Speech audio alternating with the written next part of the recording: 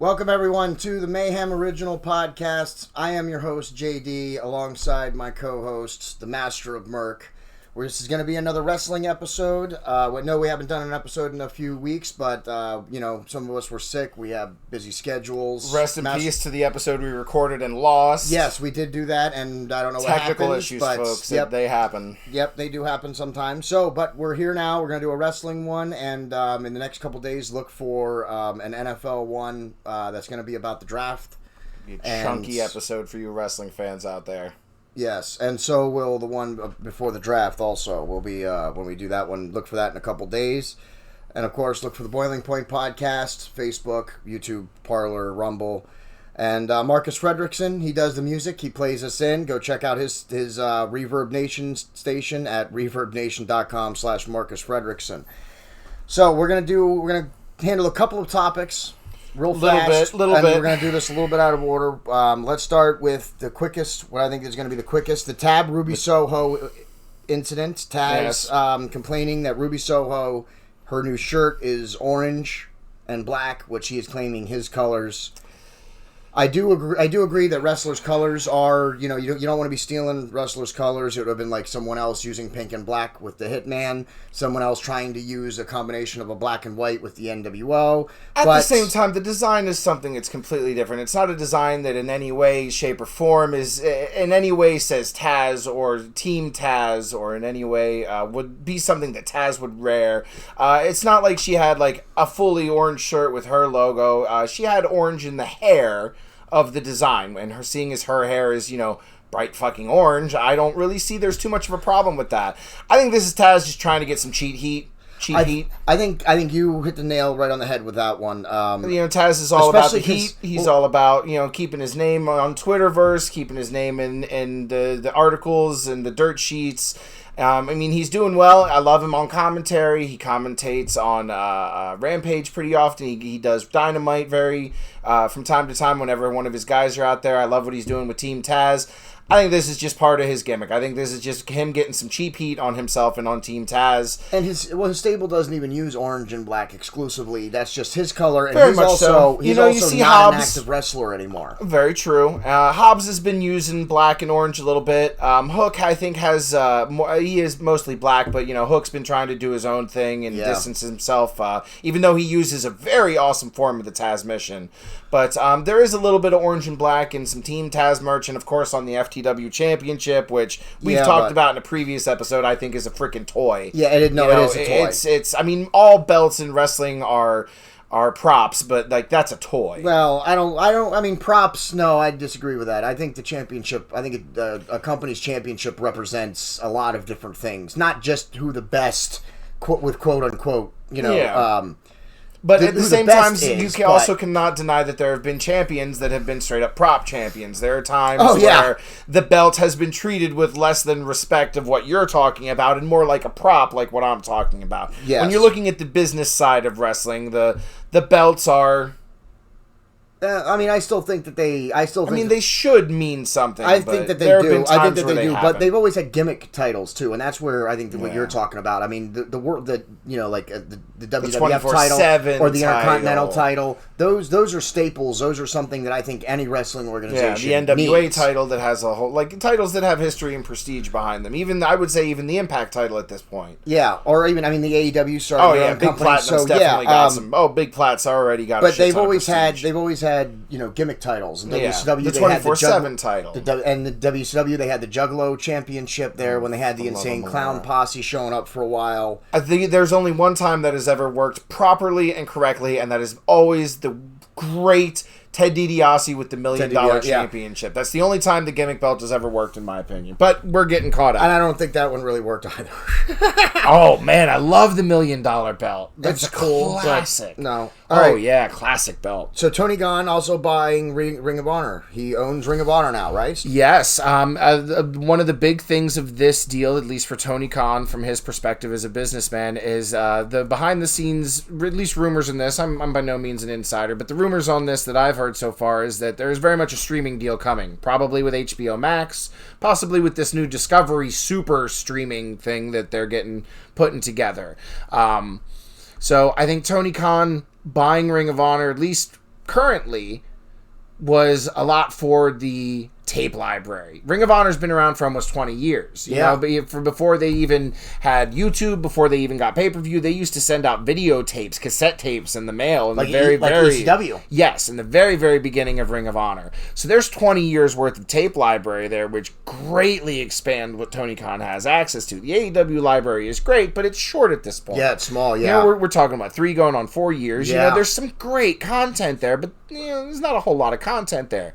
Buying Ring of Honor, getting their tape library, you get 20 years of content. You get the very first runs of CM Punk, very first runs of Samoa Joe, Bryan Danielson. Like, you get a lot of AJ Styles. Thank you very much, Christopher Daniels. Like, and with the way that Ring of Honor works, like, they very much leaned into the honor part of it. Like, they weren't all about the gimmick finishes. Everybody shook hands before every match. Like, it was a different type of wrestling that at the time didn't get as much push as it should now, but that now I think is really going to shine under Tony Khan.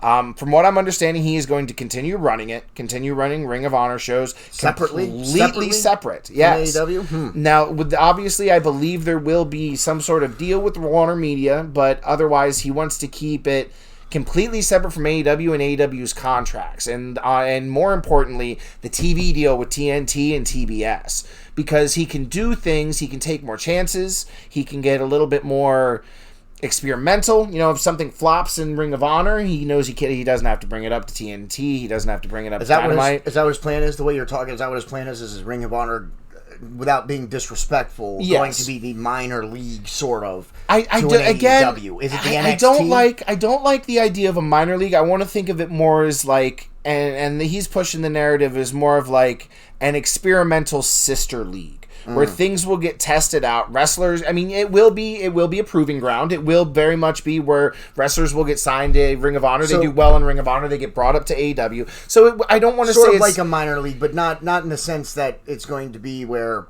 you know, where people get called up or whatever. It's going to be more like a testing grounds. Like yes. like an experimental. I would say more of what, like, he's going to use it for more experimental matches or gimmicks, or and to test people before bringing them into what will be the show. Yes, it's going to be more of like, I kind of like to think of it as what the WWE Performance Center started as. In the early days with Tough Enough, with the original WWE Performance Center, that's what it was. They would bring the kids in, they would get everybody working out, get everybody trying, see who's good enough, bring them up to the minors.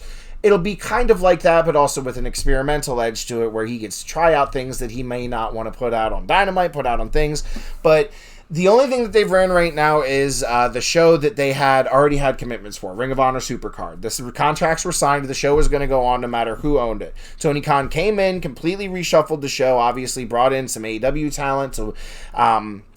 he just had Samoa Joe win the belt off Minoru Suzuki, who is not an AEW or a Ring of Honor signed talent. Samoa Joe is an AEW Ring of Honor signed talent. He just had FTR win the Ring of Honor belts. And, did they? So now, so do they FTR, baby. They have 6-star FTR. They have the AAA tag team titles. They have the Ring of Honor tag team titles. Are they going to throw the AEW tag titles? They might get them back on. There's absolutely talk about FTR being the first time. I love their gimmick right now, 6-star FTR, because they're the first team to capture the 6 new major of New Age wrestling, the 6 major tag teams. By capturing the Ring of Honor belts, they have captured the Raw belts, the SmackDown belts, the AEW belts, the NXT belts, the New Japan belts, the Ring of Honor belts, and there's one more the AAA. AAA, which is the Mexican promotion. Which AAA has been around for a long time. So long. WCW used to work with AAA. Absolutely. AAA might even predate Vincent Kennedy, Vince Sr., McMahon's taking over of that I WWE, don't know. Yeah, that I don't know. WWF. But I mean, all those lucha stars that you saw in the WCW, they all came from AAA. They all Most of the lucha stars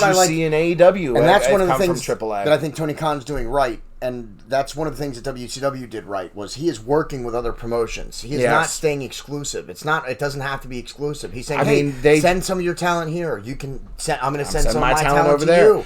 Let's exchange belts. You defend my belts at your card. I'll defend your belts at my card. They just announced a brand new official working relationship with New Japan Pro Wrestling, a partnership to where now AEW content, to the point, partnership with New Japan, to the point where AEW content in Japan is now running on the New Japan streaming network. That's your place to go for AEW content in Japan. They are planning a super show.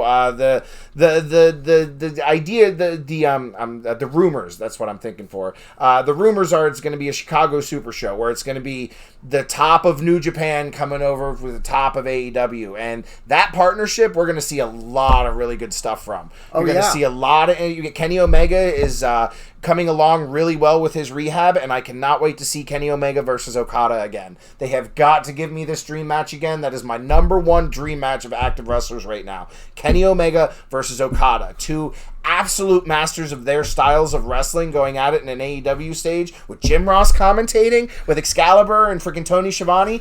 Give me that. I am begging you, Tony Khan. Give me that. A couple things you said there that I want to comment on. One being the partnership between New Japan and AEW. That is just that's smart. That was only announced like 3 or 4 days ago. Well, that's a smart play. I mean, like I said, WCW, variety is good in wrestling, and the more you can get and the more you can show is that makes AEW better, now has official partnerships with AAA and with New Japan Pro Wrestling. Kenny Omega is a really, really, really good wrestler. I'm not going to take anything away from his in-ring skills. I hate him. He is a fantastic wrestler. He's great in the ring. He puts on some really great shows. You only know with his wrestling style. I hate him. You only know Kenny Omega from AEW. Am I correct in that? You haven't really seen any of his New Japan. You haven't seen Kenny Omega as a full face. Kenny Omega you've seen in AEW has always been. I much prefer him as a heel. He makes a great heel, but when he turns face, he does it great. He sold out the Tokyo Dome. Like Kenny Omega is the very first Gaijin to ever sell out the Tokyo Dome. You said that to me before. I understand. He, like I said, his wrestling matches. His wrestling matches are amazing. He can go. Okay? Him and Okada are Hulk Hogan and Ric Flair over in Japan. This is not even like Macho Man Randy Savage and Hulk Hogan. And Ric Flair, in Japan, they are as big as each other over there. Yes, but except that he's not Hulk Hogan. Kenny Omega. I'll give him more props than Hulk Hogan. Kenny Omega can do an hour-long match. I'm saying Kenny Omega can do an hour-long match. He can get in there and actually wrestle for an hour and it be believable. Okay, I meant to the point of popularity. I have respect for Kenny Omega. I meant from a popularity standpoint. And I think, and he's somebody that I want to boo. So when they make him a heel, that's why I buy it more, because I don't like him. I mean, him and Pac had that great half-an-hour Iron Man match. Like that was amazing. I don't like 30-minute Iron Man matches. I don't think. No, I'm with you. It dilutes the man. Yeah, it's not truly an Iron Man match unless it's an hour. At least an hour. Yeah. But I get it. Copper Man match. I get it. Yeah, I do get it. And Kenny Omega puts on some good matches. The matches I've seen him put on in AEW, and the matches he put on with who did he win the belt off of? Moxley, right? Yeah, he won the belt off Mox, and then he dropped it to Hangman. Yeah, and both those matches were amazing. And most of his defenses throughout that, like he won a couple of them the cheap way with him and Don Callis. They were working the heel angle, so you have to have at least a couple of title defenses that you get by with a squeaker that he cheats in. Yeah. Absolutely. But for the most part, he put on even for those matches, like during the match, he put on great matches, and he did all of that. His entire title reign. With vertigo, with broken ribs, and with like a fractured L1 something. Like he was injured badly. That's why we have not seen Kenny Omega since he dropped the title. He had to have something like 6 different surgeries and just rehabbing from all of them, which is why we haven't seen Kenny. So I don't know if you'll ever see this, Kenny, but shout out. Hope you get well. Yes, get well, because you are a great wrestler. Great wrestler. Can't wait to have him. I want to boo you right out of the stadium. We cannot do the AEW New Japan Super Show without Kenny Omega. Like, you cannot do that. I don't care how long they have to wait. They have to wait until Kenny's healed. Kenny is a big, big deal in Japan. Like, he is a monster over there. They love to boo him. They love booing the shit out of Kenny Omega. So you cannot do this. I can relate. You cannot do this New Japan AEW Super Show without Kenny Omega, and if they do it without him, I would put real, legitimate money on that he comes back. Yeah, they'll do another one, and they'll do another one if it's a success. They'll do another one, and I don't see why it wouldn't be a success. Oh no, it's gonna go nuts on pay-per-view here and in Japan and down in Mexico. So Tony Khan is doing great things in AEW. He owns Ring of Honor, which gives him like kind of a playground of sorts, but in AEW, what I like that he's doing, which WWE has not done ever in their entire existence or history of, we're seeing tournaments. Not just gimmick tournaments, but for whether it's a title tournament or a tournament for what did they just? What was the tournament they just? They're doing. They did there's a cup, the Owen Hart Cup. Yeah, the Owen Hart Cup. And they did the Battle Bowl rings. I'm very excited for the Owen. I am very, very. These are legitimate, and these are legitimate tournaments. These are tournaments that should exist in the world of wrestling, and that's why I like them. The Battle Bowl ring, the WCW did that a couple of years in a row. That's why DDP came back and handed out the first ever Battle Bowl ring, because he won the Battle Bowl 2 years in a row when he was with WCW, Dallas Pages. Fun fact for you, Sting, the first man to ever win the WCW Battle Bowl ring. Tournaments are a very necessary and I believe a great tool in wrestling. They're great ways to get your younger talent over. You can have them win a squeaker, a long shot match, the dream of a dream, just like with the NCAA tournament. How much advertising goes into it? A 14 or a 15 seed makes it past the third or fourth round. How much advertising gets sunk into that? Oh, the dream team making their run. Like, that brings a level that you can bring into the wrestling, that you can throw into your storylines. You can bring up your young bucks. You can make them go over in a way that doesn't diminish your stars, because it's a tournament. Long shots happen in a tournament. Everybody accepts that. So you can have a Rey Mysterio beating the Big Show in a tournament, and you're not hurting the credibility of the Big Show. You're not bringing down any of your stars, while you're elevating your younger stars at the same time. And you get to see cool matches like that, like a Rey Mysterio you may not have been able to see before. Just throwing this out there, like a John Moxley against what's his name in the Team Taz? Who's the main guy? Ricky Starks. Sorry, I love this. I'm just saying, great match. It allows you to take two people.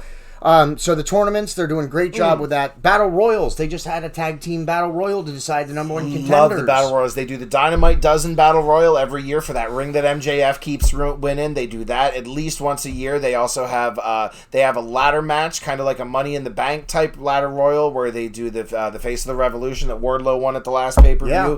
They just did the tag team number one contender Battle Royal. They did that 2 nights. That was over a 2-night event. Period. And then the two teams faced each other. This is gold. Who never thought of that before?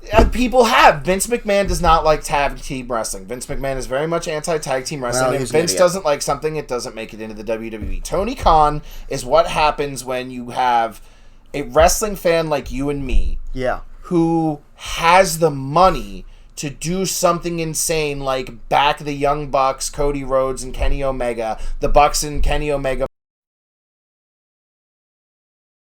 in this wild-ass adventure, and for it to be successful. His father is a billionaire with a B. That's not an M, that's a B with a billionaire. Yeah. They own the Jacksonville Jaguars. They own a European Football League.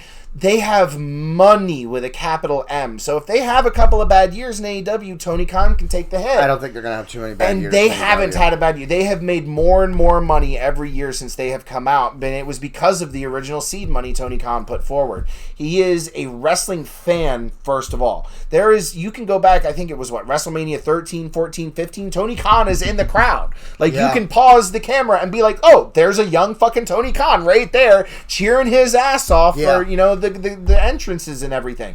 Tony Khan is a wrestling fan who has his own wrestling company, and two wrestling companies. Excuse me. That's two for him. And working partnerships, professional partnerships with another 2. Yeah. And he is having fun. He's not only having fun booking it, he's doing it in a way that he has advisors. He has people who have been in the game for decades. He has Dean Malenko backstage. He has Dustin Rhodes backstage. He has Arn Anderson. Arn Anderson. He has the Bucks and Kenny Omega as EVPs. He has experience in the business in his ear in the right positions, that he has really done something special with AEW. And going forward, I honestly believe AEW is going to be the winner going forward. WWE will always be WWE. I don't want to talk too much shit. Their current product sucks. I'm sitting right here and I will happily go on record. Their current product is dog shit. If Roman Reigns gets injured, their entire thing, their whole ship goes down.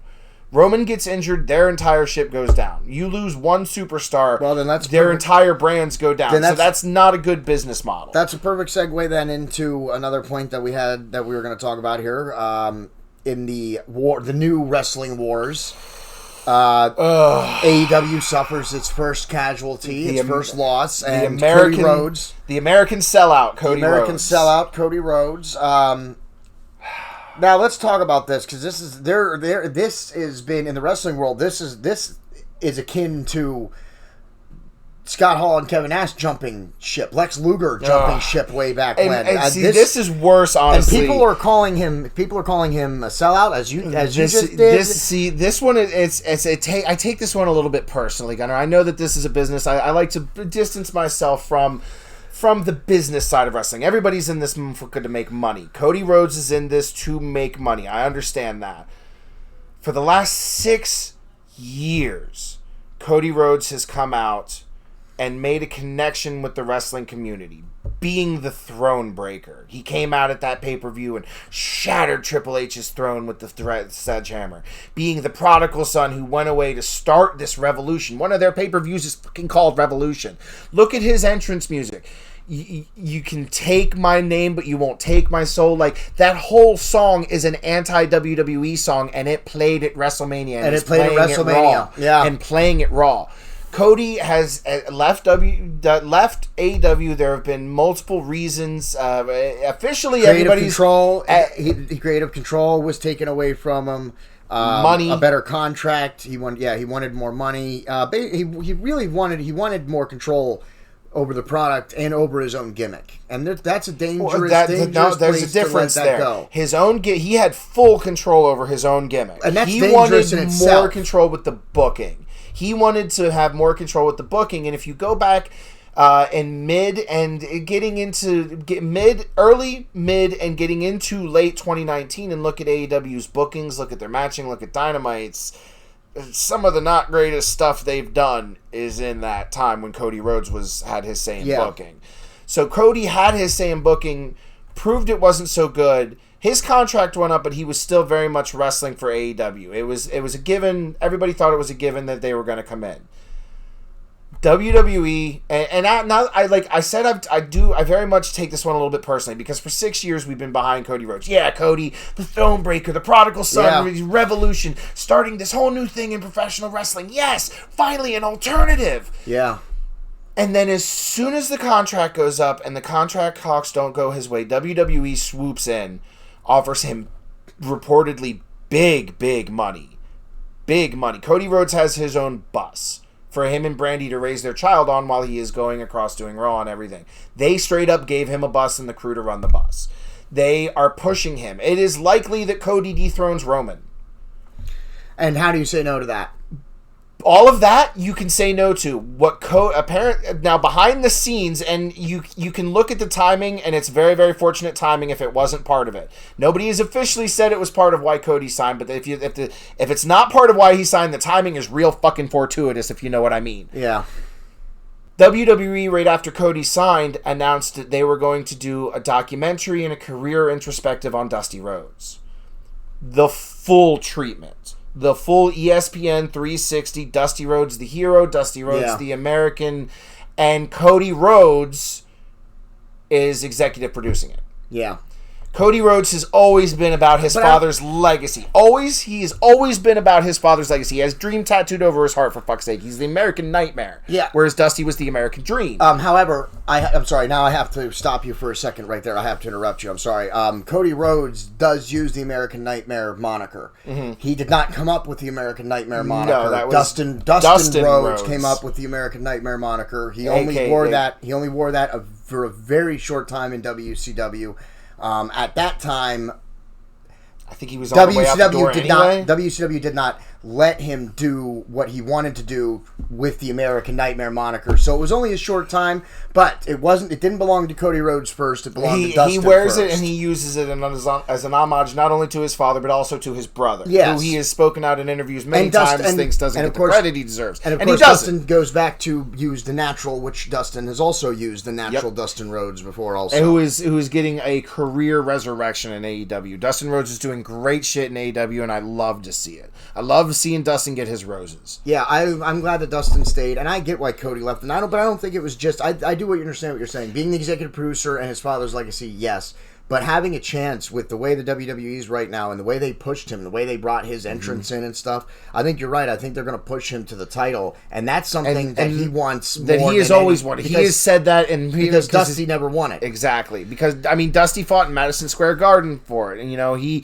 fought for it several times, but he was never able to get it. Getting that is something that Cody has always wanted to do. Now, I don't know how long the contract is. The details of the contract have not fully been leaked or anything, but people are saying, oh, he might come back once he's done, once he's finished his business in WWE.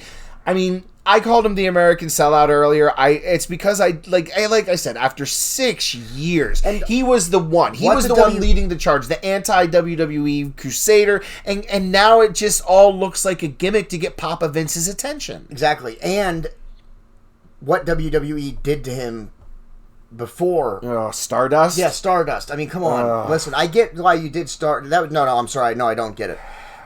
It was stupid. You had something with Legacy when you had Ted DiBiase Jr., Randy Orton, Cowboy Bob Orton's son, and Randy Orton Jr.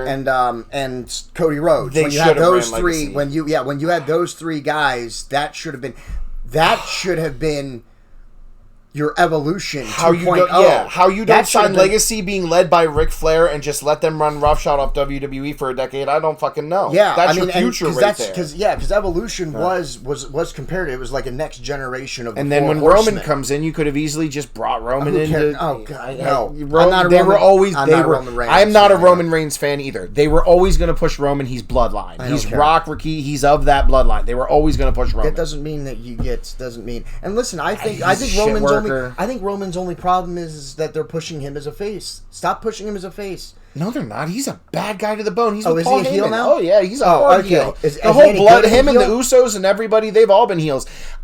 Roman Reigns can't cut a fucking promo to save his life. That's nothing. He's never been able to cut a promo. That's why they have Roman. That's why they have Paul Heyman next to him. It just seemed like people always wanted to boo him when they were trying to push him. They do. They boo them. So yeah, he's a heel. He's been a heel. And they did the same way with The Rock. But as soon as The Rock turned heel, they accepted him. The people accepted him. He embraced. Okay, you don't like me? Fine. Let me turn into a heel. No, he's been a heel this whole time. And I think Roman. I think it took him too long to turn Roman Reigns. I think the people are just done with Roman Reigns. One of the biggest pops I ever heard was John Cena versus Roman Reigns when they thought for a second John Cena was actually going to beat Roman. But that's the problem with That's another problem with WWE. I know we keep coming back to this, but they don't have new stars. Roman Reigns, Brock Lesnar, Ronda Rousey, The Rock. They keep bringing out these guys. If it's not for Brock Lesnar, Roman Reigns, and Ronda Rousey, who's on WrestleMania? Dolph Ziggler was a world champion. Dolph Ziggler is the NXT champion. Dolph Ziggler's been demoted to the NXT champion. That's terrible. Yeah, they're developmental. Their championship that's supposed to bring up the new stars is in the hands of Dolph fucking Ziggler. He's not a star coming up. He should be competing for the championship or a tag champion. He should be some kind of champion. I like Dolph Ziggler. WWE is currently wasting the final runs of AJ Styles. They're giving him so much money. AJ Styles wants the money. The prime of Kevin Owens. They are wasting the prime of Kevin Owens. Kevin Owens is the last star they have too. Seth Rollins. They are wasting Seth Rollins. And these guys are But that is it. There is nobody else behind them. That's it. There is nobody else behind them. Rey Mysterio. They've got... Rey Mysterio is done. He's very much old, but he is still wrestling, trying to get his son Dominic over. Yeah, but he's old as... Yeah. Yeah, he won the tag belts with his son Dominic not too long cool. ago. Yeah, that's cool. I like that. That's cool. I like that the WWE did that. See, once in a while, the WWE still does do and make some good decisions. Last thing I want to talk about here before we get into... our other main segment, if you will, is Sting. I want to talk about my favorite wrestler, Sting. Somebody tell Sting he is 63 years old. Does he know how old he is? No, I don't think Sting knows he's 63 years old. Sting is getting the resurgence that he was due in WWE and that they robbed him of. Yeah, by putting him against Seth Rollins, who didn't protect him. And getting rid of... And putting him against... And having Triple H pretty much squash him at WrestleMania. Instead of Sting getting his Mania moment, he gets squashed by Triple H. I watched that match. Did you hear the commentary? The commentary buried Sting. It was a... Oh, the commentary was god-awful. Commentary's been buried for 30 years. All right? Side note, I had no idea that Jim Ross was such a good commentator if you took Vince McMahon out screaming out of his ear. Why do you think Michael Cole sucks as a commentator right now? Because Vince McMahon's screaming in his ear. JR is doing prime stuff right now. Yeah, no, he really is. Like, this is the best announcing I've ever heard from Jim Ross. It's because Vince McMahon's not in an earpiece screaming in his ear. Yeah, you'd be surprised. I had no idea. that you take Vince McMahon out of Jim Ross's ear and he becomes a good announcer. Thank you very fucking much. I had no idea. Love it. And of course, you gave Jim Ross a shout out, and then he gave Jim Ross liked and retweeted one of my tweets during this last pay-per-view. His commentary was legendary work. I don't even want to play around. This last Revolution, I believe, was the last pay-per-view, I think. This last Revolution was a show for the ages from a wrestling fan standpoint. All Sting of the matches. Huge table bump. Yeah, this did the big match. And JR called that whole pay-per-view. It was legacy work for Jim Ross. He didn't miss a beat. He was all over his... he leaned on Excalibur when he needed to. Tony Schiavone paid, perfect work out of Jim Ross. They do have a good legend. Those three guys do have a good flow because Jim Ross kind of stays as a color commentator, little comments here and there. Exactly. But he gets into those roles. He'll get into it. Mm-hmm. He'll feel it and he'll get into it. When he sees something and Schiavone and Excalibur will yield to him and let him just call 3 or 4 while minutes at the of a same match. time being the technical side of it, the Tobey Kon Haron, the Fujiwara armbar. They can pull that out so Jim Ross doesn't have to call everything a suplex. Yeah, but Jim Ross can be like, that is shades of Butcher the Barber Beefcake back in the days. That side headbark that really works in you. You get you in there. You don't understand the pressure that's on your skull. You let Jim Ross do what Jim Ross is good at while putting him with people that cover what he's not great at, and you get a legendary announce team like AEW's got right now. I didn't mean to hijack the Sting segment. My bad. I'm a big fan, and I'm a big believer that commentary can make or break a wrestling show. Oh, yeah, no, it can. For people at home? For people at home, absolutely. Live wrestling show, you don't hear it. I went to a couple of live wrestling shows at this point. Yeah, I've been to a couple, too. But yeah. When you're sitting at home watching on TV, the commentary can make or break a really good wrestling match. You can have a really great match, but if the commentary's subpar, it takes something away from it. You put... Again, you got to give that caveat because he's got the Vince McMahon in his ear. You used to say the same thing about JR because he had Vince McMahon screaming in his ear. Yeah. And then you go back, Gunner, go back and watch WrestleMania 6 when Vince McMahon was doing commentary. Vince McMahon is the worst commentator in history. No, he is the worst. He calls, Andrew was making, me and my husband Andrew were going back, because I wanted to show him who William Regal was. Yeah. He didn't know the history of William Regal. He's not an old school wrestling fan like we are. So I went back and we started showing him some matches. We actually covered some old Sting matches as well. I got to show him some good old NWO stuff. We actually made most of a day of it. The last day it was raining pretty hard. But my point of that was we went back and some of the stuff that we were watching, we went back to watch Mania 3, Macho Man Randy Savage versus Ricky the Dragon Steamboat, one of the greatest WrestleMania matches of all time. Gorilla Monsoon, Jesse the Body Ventura on commentary. Great match, great commentary Jesse team. Ventura was good on commentary. Yeah, good, the whole thing. He played a great heel commentary. Sitting there, Andrew's on the edge of his seat watching Macho and Ricky do their thing. And then we go 2 WrestleManias further and we're watching... what was it? Bret Hart. We were watching Bret Hart. It was Bret Hart with Owen, and it was in a tag match, and Vince McMahon was commentating. And he flips him over, and he applies the armbar. Oh my God, what a kick to the face. He literally calls Andrew was sitting there beside me going, and that person in the background shirt is blue, and the sky is a cloud in the sky, and the WrestleMania logo is yellow. Vince McMahon is... bad. Could you imagine having someone in your ear doing that while you're trying to call a professional wrestling match? Yeah. That's but that's anyway, why the commentary is bad in the WWE. Sting. Back to Sting, yes. Sting, Darby Allin, and the Hardys right now is some of the best we got going on Dynamite. You got Matt and Jeff Hardy. Jeff Hardy made the official jump to AEW since our last. I mean, it's pretty much and they has those been four news guys in the been wrestling hanging business, out. but they're not an official stable or anything, but they seem to be just kind of backing each other up, allies, if you will. You know that. And I think it's cool. I think it's awesome that the Hardys never. I'll be honest with you, never in my life, especially after Vince bought WCW. At that point, I never thought... I kind of hoped that I would get to see a WWE run for Sting. You know what I mean? He deserved at least one, so that way he could get in the Hall of Fame. And he did get one. It wasn't the right one, but he got one. They very much I never thought, and then after that, I thought we'd never see anybody. Never in my wildest dreams did I ever think that Sting would be doing an angle with the Hardy Boys.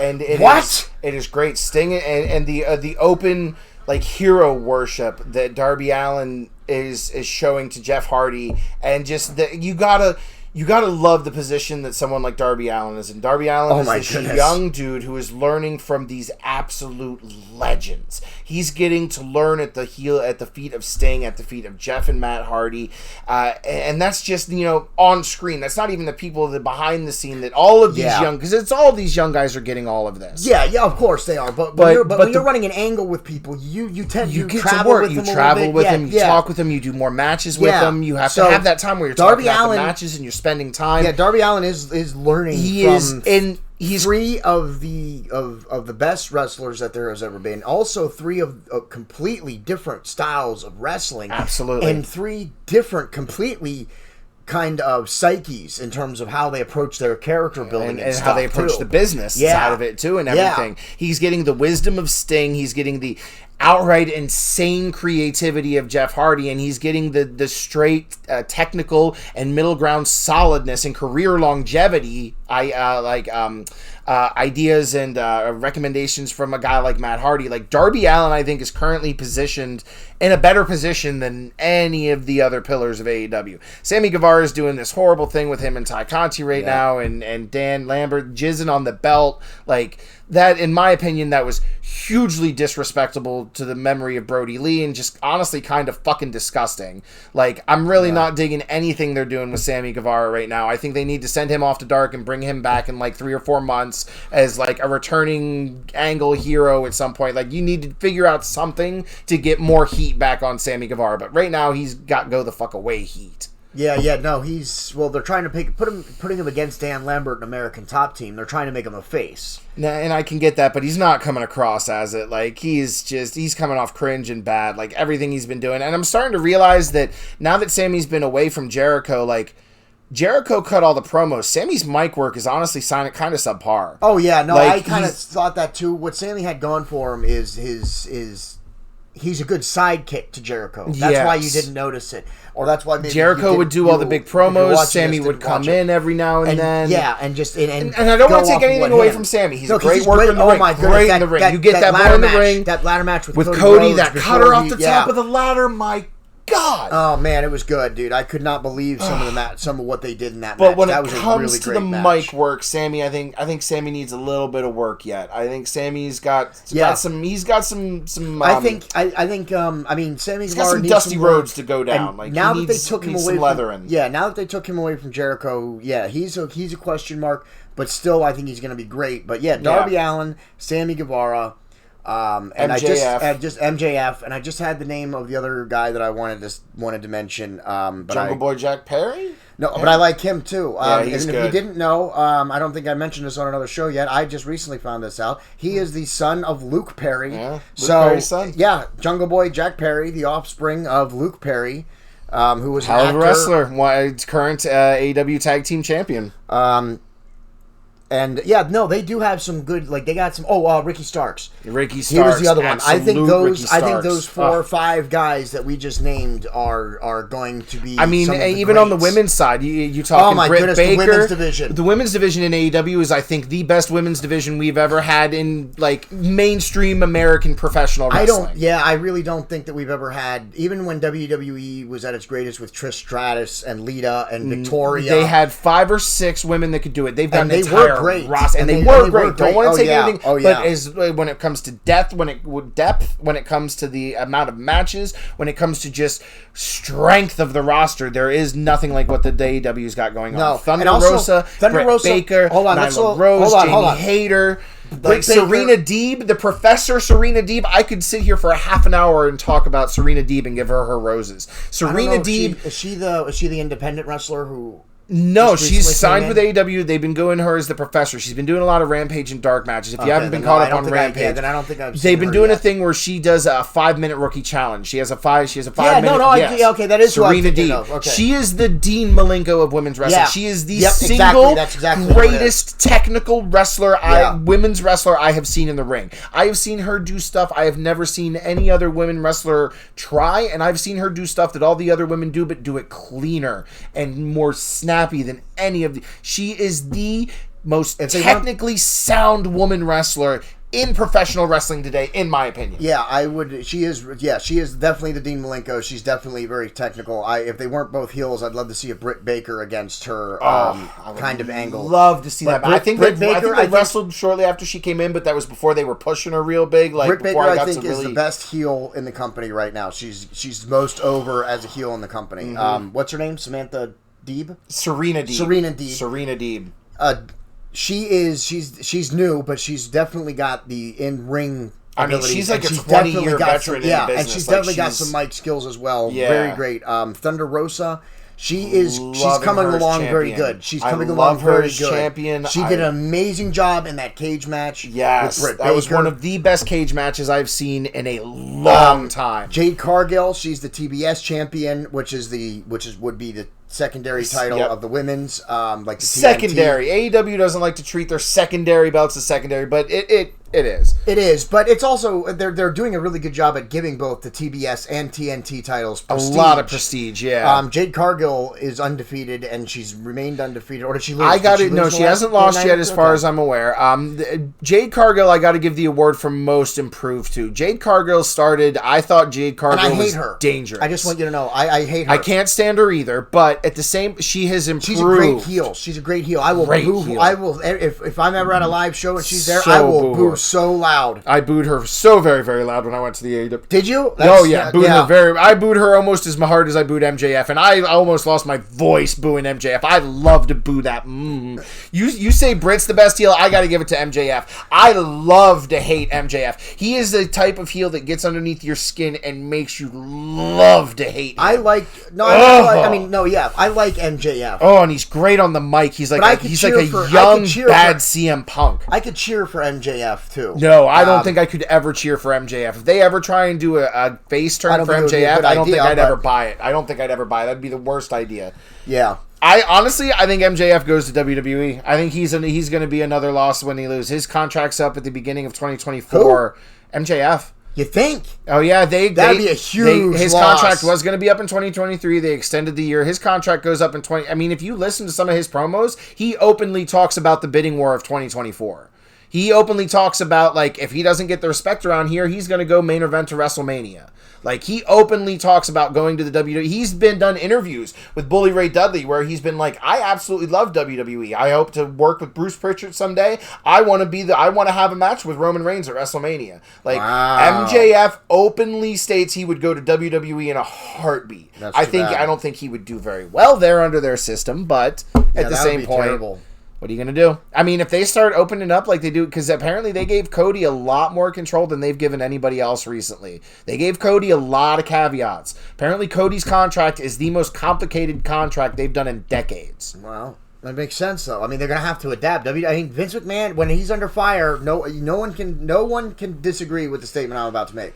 When Vince McMahon is under fire in the business world, he can and has shown that he is capable of making changes and making adjustments to his product to compete again. I think that's why the WWE product has gone so far south, because he hasn't had any competitor in 20 years. I think he's kind of lost the ball, man. I mean, he has been making moves and trying to adjust, but they've all been bad moves. Like, how do you let a William Regal go?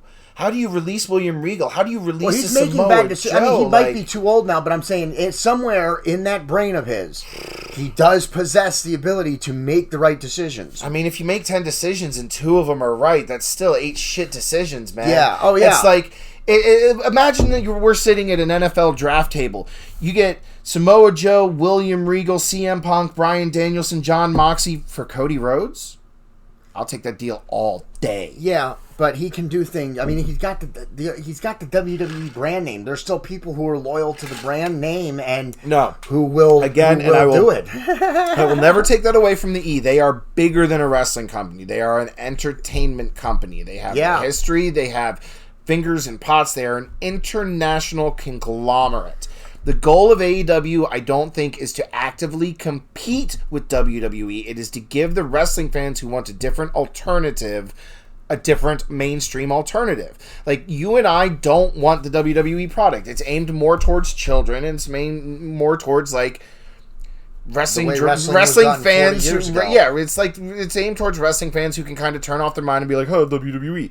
I want good matches. I want good, compelling storylines. I want championships that have prestige. I mean, here's something you didn't know, and I don't know if I may have told you this off mic, but I know we haven't talked about it on the show. The WWE Intercontinental Championship has not been defended at a pay-per-view since previous year's WrestleMania. Yeah, you did tell me that off camera. I don't think so. The US title has not been defended at a pay-per-view since 6 months last year's WrestleMania. Not as in the WrestleMania we just did, but the one before that. It has been well over a year since the Intercontinental Championship has been defended on pay-per-view. Yeah, that's no good. Shinsuke Nakamura had the Intercontinental Championship for, I believe, 9 months. He defended it once. Yeah, I'm not totally impressed with that guy. I watched him make his debut. I wasn't super impressed. He is a wasted talent. He is one of those talents who is a very good talent who is wasted in the WWE system. You pick a Shinsuke Nakamura, you bring him to AEW, New Japan, even AAA, he would impress you a lot more. The WWE system is not set up for Shinsuke, but they've paid him a shit ton of money. When he first made his debut, I looked at some of his New Japan matches. He's an incredible performer in the ring, and we have not gotten to see that with he's WWE. Not being booked. He's not being booked properly, and he's not being used properly as a wrestler. But again, he signed a big long contract with him, and he's making a shit ton of money. So you can't argue with the dude. Like, the wrestlers that sign with WWE, some of them sign because, the history. It's the WWE. It's the WWE. It's the top of the mountain. It's the pinnacle. But a lot of the times it's, money. Vince has got a lot of fucking money. And he can stand to lose it when he wants to, but at the same time, you might get, future endeavor in 6 months. Every WWE contract has an out for Vince. He can drop you like a bad fucking habit if he wants to.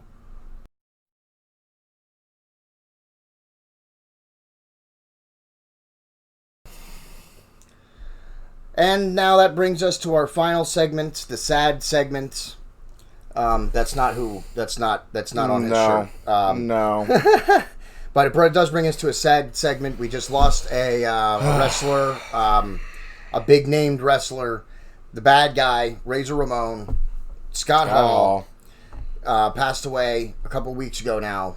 Yes, it's been a little bit over a month now. Again, the episode that we lost, we had originally was most of a tribute episode to Scott Hall. Yes. But we cannot do a wrestling episode without making mention of this tremendous loss to the wrestling community. Yes. Losing one half of the Outsiders is a terrible loss for the wrestling world. And his son. His son was just getting into wrestling, and Scott Hall was working with his son, teaching him what he knew and stuff, and... Personally, one of my favorite wrestlers who never won a major world championship. Like, Scott Hall was one of the, he's right up there with $1 Million Man Ted DiBiase, Hacksaw Jim Duggan, Jake the Snake, those wrestlers who are so iconic that you think, oh, surely they've held the belt, but he's absolutely up there with one of the best wrestlers to never hold the championship belt. Yep, and he was even supposed to in WCW. He won they run an event. They used to run an event in November. That was World War III. It was it was a 3-ring, 60-man over the top Royal Rumble, and Scott Hall won one, and the winner of that gets a shot at the world title, and they ended up never giving it to him. I don't know if they were behind the scenes stuff or if it was part of the story, I don't know, but he was supposed to get one and never did. Despite all that, he was a 4-time WWF Intercontinental Champion. And that's a big number for an Intercontinental Champion. Especially during that time. They didn't like taking the Intercontinental belt off Macho Man very much. And even after Macho Man, they didn't like taking it off Shawn Michaels very much at that point either. Yes. Shawn would only cleanly drop it to members of the Clique, which I believe is one of the reasons that Razor was able to get so many. But again, he did great things with the Intercontinental title belt. I mean, if you want to see a classic match... And he won it at a time when it was prestigious, and he added more prestige to it. Absolutely. The first ever ladder match that is one of the first matches I ever show people. Like if I ever get somebody new to wrestling and they want to start seeing some of the great matches from the history of wrestling, that ladder match is always one of the first things I show them. I usually start with Macho versus Steamboat at WrestleMania 3, considered one of, if not the best technically thought out and technically executed WrestleMania matches of all time, and then I almost immediately go to Razor vs. Shawn's ladder match. It's a masterpiece. It caps off WrestleMania 10 matches before the freaking world title even gets to go. And that one stole the show. It didn't. That one stole the show beyond a shadow of a doubt. That was the highlights of that Mania. Yeah. Now he was also a 2-time WCW US champion, and the US Championship in the WCW was the same prestige the Intercontinental Championship was in the WWF. There were many world champions in WCW held the US title first. And again, Scott did great stuff with the belt. Yeah. That was at a time when he very easily could have just sat back and coasted on the belt, coasted on his contract, but he put up some bangers as U.S. champion. He did. When I was going back and rewatching his... Even though that was also when his demons were at their greatest. Very much so, but when he was there, he put on some great matches. You can also go back during that WCW time and... I mean, the man's legacy speaks for itself, but there are definitely some matches that are a little bit not as great when the man was obviously fighting his demons. But during the time, especially when he was champ, well, even towards the end when you could tell. When you could see it in the ring, how bad he was getting. His time in TNA, was when he never should have been in the ring for TNA. No, in WCW, even though he was really bad, actually, his personal life was really terrible when he was in WCW. His ring work was still very good. When he would come through the curtain as Scott Hall, he was on and he put it on. He's a 7-time WCW Tag Team Champion. And some of his best work is known as a member of the Outsiders, with Kevin Nash. You said earlier, his tag team with Kevin Nash. Yep. Their invasion angle sparked up what became the NWO. Monday Night Wars. And the Monday Night Wars. It was a huge, I would say Luger probably sparked the Monday Night Wars, but Razor Ramon coming over was... a year and a half or so before the NWO started. Luger was in for about a year and a half or so before Scott came and everything. I would say Luger definitely was the first shot in the Monday Night Wars, but when Scott Hall and then the following week Kevin Nash came up, that really let everybody know that hey, things are getting serious. There was a little bit of bump, Luger and Hogan. That's when the WCW started winning some of their ratings started skyrocketing, and you can point all of that. You can point it all. The success of the NWO, what the NWO did to change the business, the billions with a B. Billions of dollars in NWO merch that has been sold over the decades, and you can trace all of it back to you know who I am, but you don't know why I'm here. Scott Hall started it all with some words, a badass haircut, and those dead snake eyes looking right at the camera, making everybody at home shit their pants. Yeah, using the Razor Ramon look accent and everything. He brought it, but without doing without the gimmickiness of it. He brought everything that was badass and over about Razor Ramon and brought it to Scott Hall without all the gimmickiness of it. And that made him. And that was, yes. WCW. And Scott Hall was the first one to speak. He was the first one to come out. Yep, he was the first of the NWO to make an appearance. And you have to imagine that if he didn't start it good, it would have not continued and got the steam it did. He gave it the steam. Absolutely. He gave it the steam. And then, of course, the match, when the NWO finally had their first match and Hogan came down at the end, of course, he got all the cheers because he came down at the end, did 3 leg drops on Macho Man, and, I guess that's considered work for Hulk Hogan. Meanwhile, that was a full night's work. Meanwhile, Hall and Nash wrestled 2-on-3 for 45 minutes. And a great match, too. Go back and watch that match. It's a freaking great match. Sting spent at least 20-25 minutes of that tag team match in the ring against getting his ass kicked by Hall and Nash. It was a great match, but it was also, Hall and Nash put in some amazing work in that match. Sting off the charts in that match. Macho Man, phenomenal in that match. Some of the best work Mach ever did. Luger, before they do the injury angle that gets him taken out, Luger was doing good. I mean, Luger was never the greatest wrestler. Let's just be clear. He had the physique, but he was never the greatest wrestler. But in that match, he did a good job. He was a good worker too. You got to give that to Luger. And he did. Yeah. He was a great worker. He was willing to be there every day. He never missed a show. He was reportedly backstage, never a real big diva or anything like that until he went paralyzed due to his torture rack maneuver. So we're going to cut him all the slack in the world. All the slack.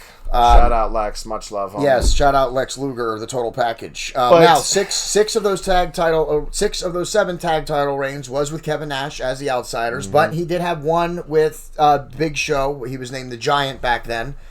But yes, he had also one with Giant when both the Wolfpack and the Black and White were going, and that was when Hall chose Big Show to be his partner, and Nash and Sting were tag teaming at the time. He's just a legend. His two-time Hall of Famer, two-time WWE Hall of Famer. He's in there once as Scott Hall, and he's in there again as Razor Ramon. Founding member of the NWO, literally the founding member. You could call him the original founding member. I think you might be able to credit Scott Hall with 3-time WWE Hall of Famer, because I believe the NWO got inducted as a group, and I believe Scott Hall got inducted as part of the NWO as well.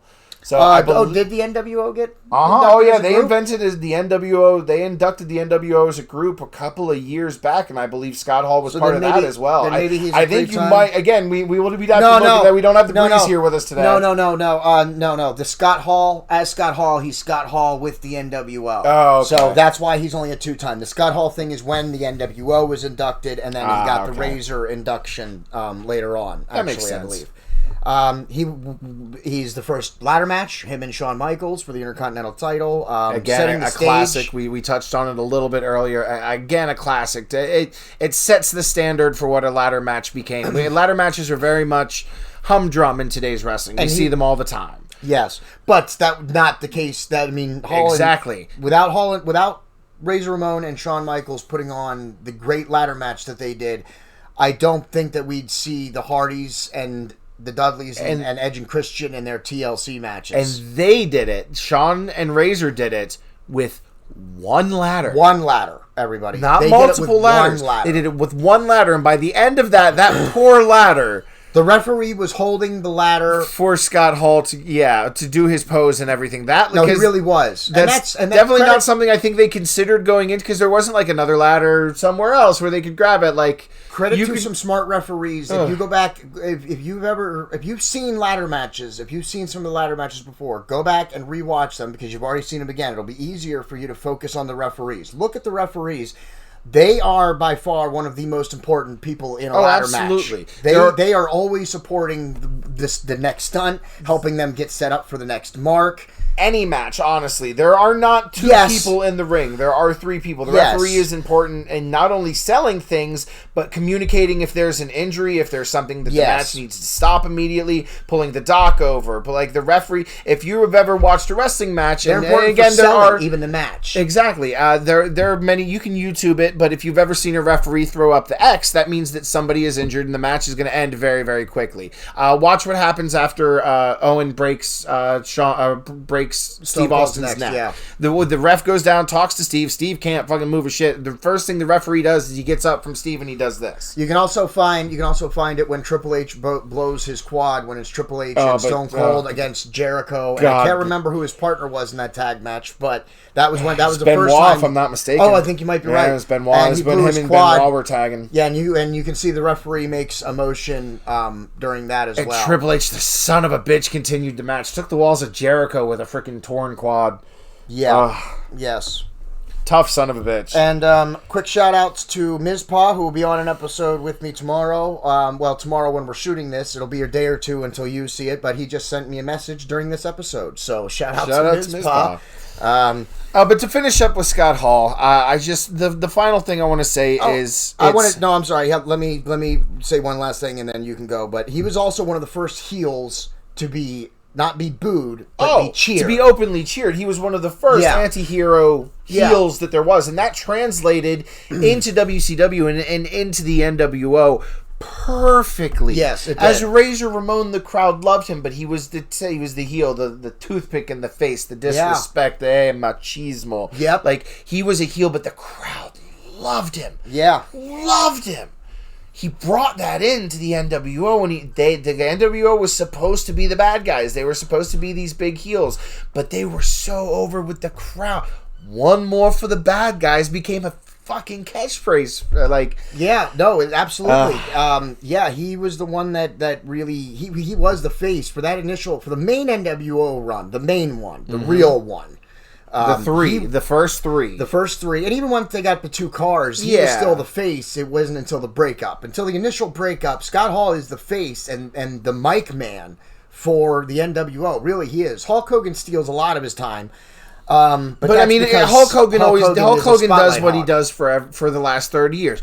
Brother NWO, brother, brother, Python's brother. He just does it as a bad guy and making fun of the crowd instead of saying the little Hulkamaniacs. Yeah. When Scott Hall got the mic, I mean, he could hold the mic and sit there and look at the crowd and people would wait on a razor's edge for that freaking hey yo. Yeah. He would sit there and milk it. He'd bring the milk and be like, and the crowd would be, and he'd just be like, ha, ha, ha, ha, ha, gotcha. Like, he would play with a crowd. And very few performers were able to do that, especially back, and you get a little bit more of it now. There's a lot more of a psychology in modern wrestling especially now that kayfabe is broken.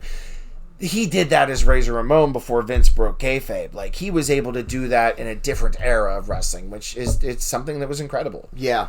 And I will say this to finish off my final thoughts on Scott Hall. Again, the man did have his demons, but Scott Hall is another success story that you really got to shout out and give all the credit to Diamond Dallas Page. Without DDP, we lose Scott Hall 10 years ago. Before he gets his roses, before he gets into the Hall of Fame, he doesn't get to he doesn't get to reconnect with his children, he has a couple of his kids that still weren't, his biggest fan, but he got to get back with his sons, with his daughters. He got to reconnect with his family because of Diamond Dallas Page gave him the second chance that he needed, but you've got to give just as much credit to Scott Hall for doing the work to get himself. Absolutely. 10 years of his, because I'm on DDP Yoga myself. He's on some of the meal plan videos. Like, he's in there, and he's one of the ones. It's a little haunting, a little bit sad now to see him there. When I'm looking up recipes or something, and Scott Hall's there helping DDP cook and show me how to do this stuff. And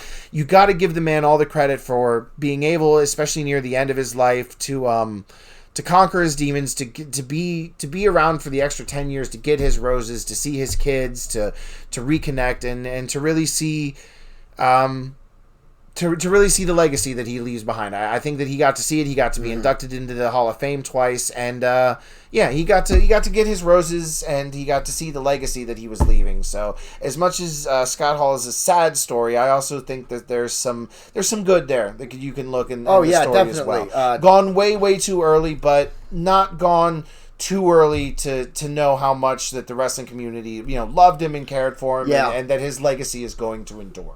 And I suggest you all, if you were fans of wrestling or fans of Scott Hall, go look. There's HBO Real Sports, and they cover Scott Hall, DDP, and Jake the Snake living in the same house and DDP Yoga. It's a really great episode. I hadn't gotten to see the whole thing, but I've gotten to see a couple of clips of it, and it's really awesome. They really bear it all. They're really truthful to the interviewer. about their demons and stuff. So it's... I mean, they were all very, very open and very openly raw with it because they want people to know, these demons are out there. And that you need the strength to fight Jake them. the Snake, too. Jake the Snake, Scott Hall, and DDP, they all play an equal part in that special. And I suggest you go look it up. It's on HBO. It's a Real Sports. And go look it up. It's a really great episode if you're a fan of wrestling to see behind the scenes a little bit. If you're a wrestling fan, you're a younger wrestling fan that has stumbled into our podcast, not only welcome, but pay. Peacock has a free thing that you can sign up. You can get some of the WWE Network. If you have the $4 to pay for the full WWE Network, go back and watch some of the history, some of Scott Hall's great matches, and then once you're in there, go back and look at the Macho Mans and at the different WrestleManias. Really dig into the history, because by knowing the history of this business and of this sports entertainment, you can see how far WWE has fallen and how high AEW is rising, at least in my humble opinion. Yes, well, mine also. Yes, but you should definitely do that. Go check out some of his old matches. Check out the HBO special. It's really good. It's really good. Rest in peace, Scott Hall. Rest in peace to the bad guy. Yep, rest in peace. Thoughts and prayers, of course, are with the family and his friends, the rest of the NWO. So we will miss you. We will miss you for sure. The Heavenly Royal Rumble just had a real big pop, my friend. He's up there coming down to the ring, and the Heavenly Angels are singing him down into the ring. So I'm not worried about the guy at all. Bad times don't last, but bad guys do. Surely fucking do. Amen to that. So that's where we're going to end this episode. Actually, I just want one thing before we go. Just a little bit of news I haven't even gotten to tell you yet. The AEW video game has an official, well, not official, but mostly all but official release date for September in 2022.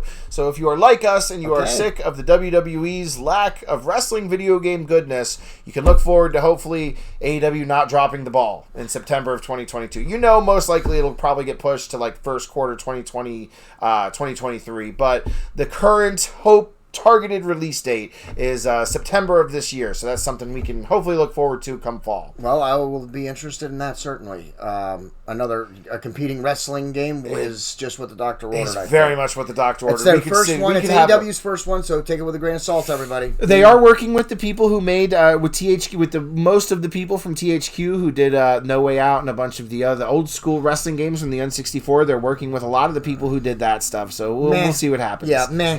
Meh. We'll see what happens. We'll see what happens. They can't get a whole lot worse than what the 2K series is doing right now. 2K22 is passable, but still. If it's not 2K19, I don't know what the fuck I'm talking about. Yeah. Yes, hopefully it will be good, but take it with a grain of salt. The AEW video game very much so. Coming out at the end of this year, or likely probably early next year. We got some more. We'll have some more episodes coming up on Mayhem Original. Ms. Paul will be joining me. Look for that in a day or two, and maybe even a new guest, Bad Bob, joining us. Bad for that Bob episode. Joining on. Maybe he hasn't confirmed. I haven't been able to confirm that with him yet, so we'll see. He is insane. We're gonna be talking, if we could get him. Oh my god, I might have to show up for that episode. We're going to talk about the NFL and some of the off-season moves that have been happening prior to the draft. Tom Brady will be a big segment. And nobody else in my posse or the group or whatever you want to call us all knows it yet, but I have a little inside scoop for everybody in the Tom Brady retirement and what all was the intention behind that in the first place. A little hint. My friends, that is what you call a teaser for a future episode, so make sure you tune in. Yes, was the retirement in fact a real retirement? I have some information. I have information. They did happen to get rid of the head coach, and then as soon as they got rid of that head coach, Tom Brady's like, you know what, maybe I'm not going to retire in the end. So, No, actually, it might... A little bit of intrigue there? Potentially involving another team, even. A little bit of intrigue there. Maybe a little back behind the scenes trying to... You know what? Let's not spoil it. Let's save it for the next episode. Yeah, so look for that. That's going to be on the episode that we do. That's before the draft. We'll also be doing an episode after the draft, so you can look for that also. Look for the Boiling Point podcast. Of course, Free Design Fridays, the first Friday of every month. And Ms. Paul will be joining me for an episode of that where we are going to discuss how someone qualifies for the Olympics. How does one qualify? How can you qualify for a country in the Olympics? How does that work? I'm sure there's probably an interesting process. Yes, I know it's a conversation I look forward to hearing. Yeah, Ms. Pie and I are going to be doing that episode, so look for all that. Marcus Fredrickson, he's going to play us out That's the end. Follow me at Twitter at Master of Merc. Oh, follow him at Twitter at Master of Merc. I didn't know you wanted follow to. the social. We got to do. Oh yeah, all right, you're right. Yeah, socials. Yeah. Follow him follow at the Master socials. of Merc. Of course, you can follow us on Facebook, facebook.com/Mayhem Media Inc. Almost on Facebook. signed off without the socials. What would you do if I wasn't here for you? Yeah, we would have missed it on this one. We're also on YouTube and Rumble. You can find our episodes there. Where can you get the merch? Where's the merch? Where can you get the sweet-ass t-shirt? The Boiling Point Podcast is also on Parler, YouTube, Rumble, and Facebook. We have 2 storefronts. I have 2 storefronts. The JDEDESIGNz, that's what I'm wearing for. That's my art business. That is bonfire.com/store/JDEDESIGNz. That's with a Z at the end of it. And then, of course, the Boiling Point Podcast is bonfire.com/store/the Boiling Point Podcast. All of that is in lowercase letters. All of the links are up on the socials. Yes, and all of the links are always available in the description of this video, including Marcus Fredrickson's music, including the songs we use for both this episode and the Boiling Point Podcast. So click on all those links, share it out. Share out this episode if you enjoyed it. If you enjoy this podcast, please share it out. That's what's going to help us grow the most. That's what's going to help us reach more people, is if you share it. It's the algorithms. I'm not asking you just for our own glorification. It's about the algorithms. The more you share and comment, to the almighty algorithm. Yes, if you like, comment, and share, it helps the algorithms. We will be in front of more people. Please do that. That's I can't stress that enough. So now, my co-host, Master of Merc. I am your host, JD, and that's the end. And for real this time, catch you later.